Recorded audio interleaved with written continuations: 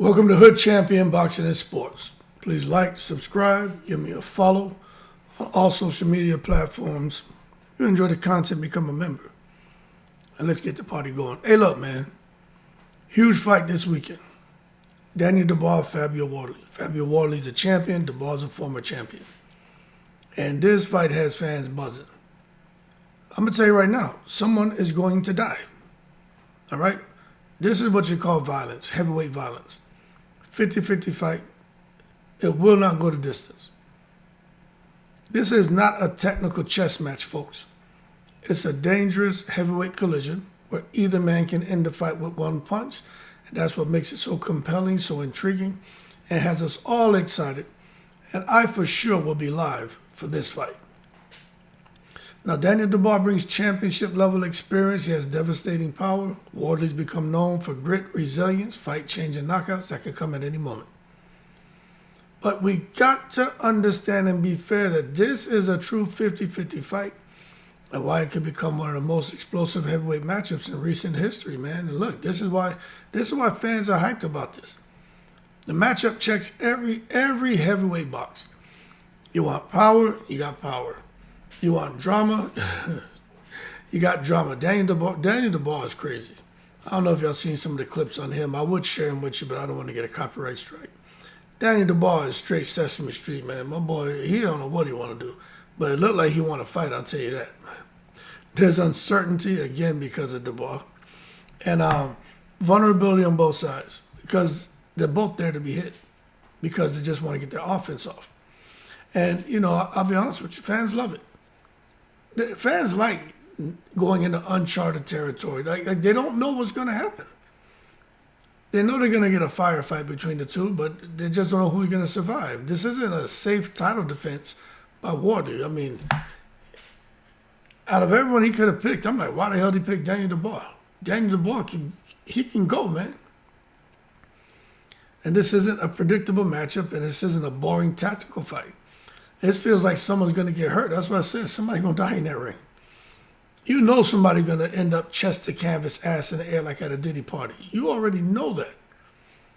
Daniel Dubois, he's the destroyer. But he's got some questions, you know.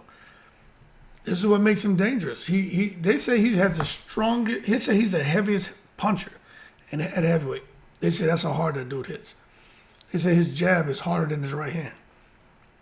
They say his jab is ridiculous. Everybody talks about that. So he's got that natural heavyweight power, the heavy jab, right hand, brutal, physically imposing, and very, very physical. He knows how to fight clean, but he knows how to make it ugly. He will headbutt you, he'll throw elbows. Daniel Dubois will do whatever it takes to win a fight. And he has explosive starts. If you come in there sleeping, he can overwhelm you early. And the one thing about him is he's had a great career so far. Although in a couple of his losses, doesn't matter. He has a lot of championship experience. He's been in high pressure fights. He's been underneath the lights. He knows what it takes to win, and he knows what things he wasn't doing to where he lost. So I mean, he's gonna put it all on the line this weekend. You know, but this is the issue. His mentality under extreme pressure. You know, he gets hit, he gets hurt, he quits. And the mental lapse conversation is something that needs to happen. And I'm watching in the little chats, people are debating about Dubois. Certain fights created a perception that when things go wrong mentally, his confidence dips. The Joe Joyce fight, his orbital was broken. What you expect this man to do? Push through that painful shit? But in the first Usyk fight, we saw what happened there. He deserved the win, you know, but Usyk's balls are obviously up on his goddamn chest. I guess you call them chestnuts. And then anyway, Daniel Dubois seemed to mentally check out after that, and he got knocked out by a jab by Usyk. Rematch Usyk, and again, you saw what happened. Usyk tranquilized him. Looked like Dubois could have got up and continued, but his corner told him to stay down, which I thought was odd. Because at the end, the referee waved it off. He just stood up and just casually walked back to his corner. So that told me he could have probably continued. So things aren't going Dubois' way. Confidence seems to dip. Now, critics are going to point to moments where adversity visibly affected him, and the hesitation when fights became physically difficult. And it doesn't mean that he lacks heart, but heavyweight boxing fans, they never forget moments of vulnerability, and he's shown that, and he's also shown that he will not rise to the occasion. He'd rather stay comfortable right there where he's at to avoid further sake of embarrassment of getting knocked out. And against Wardley, that matters because Wardley's the type of fighter who keeps coming, stays dangerous late, and he feeds off chaos. Wardley likes that crazy shit. I might as well call Wardley a chaos machine. Yeah, that's exactly what he is. And many people are gravitating towards Wardley. They say, yo, 50-50 power, but if you force me to pick, I'm going to go with Wardley.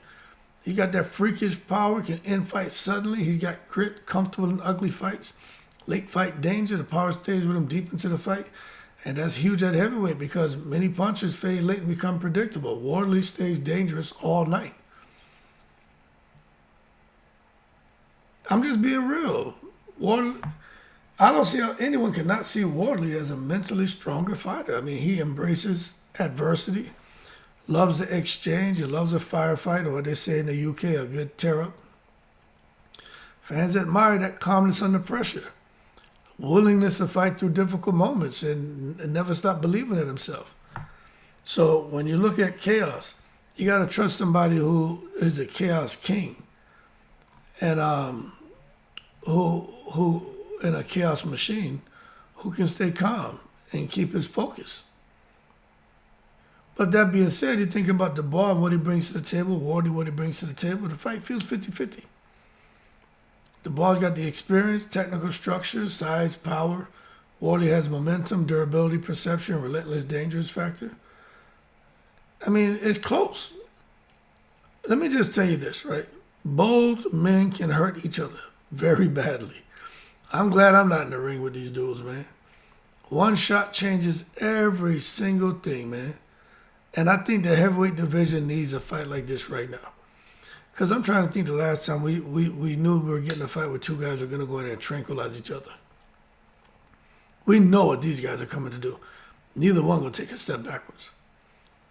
You see, and for those who are saying, I don't know why fans are so excited. What are you talking about?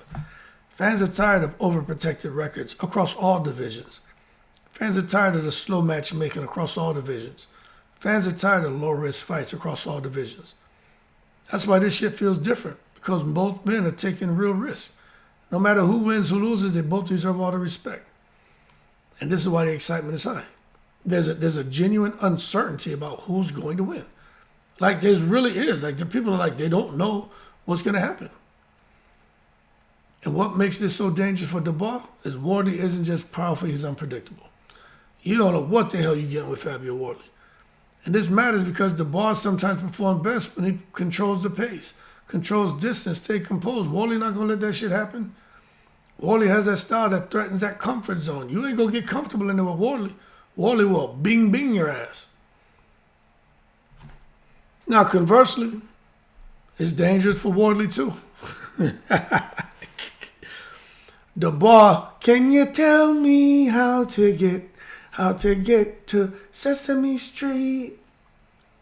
Dubois can punch with any heavyweight. If Wardley gets reckless, Dubois has the technique and power to punish mistakes instantly. So aggression becomes a risk too. You gotta look at the crowd, man. The crowd gonna be going crazy out there. They be dancing and drinking. Who knows what's gonna happen? And the crowd gonna go buck wild out there. Them British heavyweight crowds, boy, they thrive on that drama, knockdowns, momentum swings. They love all that shit. This fight has all of that potential. All of that potential. I'm telling y'all who don't know about this, y'all need to get up to speed. But although I think it's a 50-50, and I keep saying that, let me just tell you, I do think there's a best case scenario here for each fighter. I think for Dubois, I just think he loses, right? Although I'm saying it's 50-50, I think Wardley has an edge. But Dubois' path to victory, that jab he throws out is more than a power jab. That shit is like a straight right hand. His jab is his hardest punch, and that's crazy.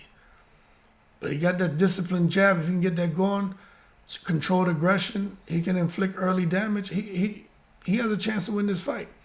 Wardley gonna have to survive the storm. You know Dubois coming straight at him. Wardley got to create some chaos and drag Dubois into uncomfortable territory. Dubois is going to be all green light go.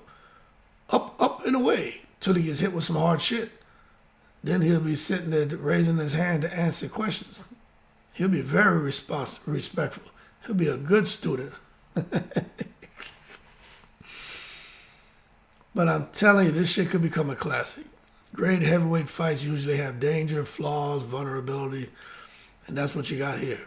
You know, perfect fighters often create boring fights.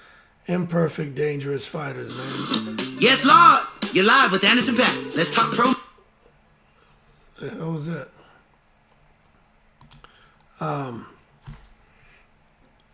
This creates the drama, you know.